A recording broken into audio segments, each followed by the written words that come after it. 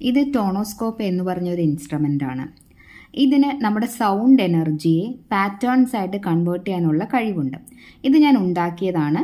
ഇതിൻ്റെ മുകളിൽ ഞാൻ കുറച്ച് ഉപ്പാണ് വിതറിയിരിക്കുന്നത്. ഇപ്പോൾ നമ്മൾ ഓം ചൊല്ലുമ്പോൾ, ഓം വളരെ സയൻറ്റിഫിക് ആണെന്ന് നമുക്ക് പ്രൂവ് ചെയ്യുന്ന ഒരു ഇൻസ്ട്രുമെൻ്റ് ആണിത്.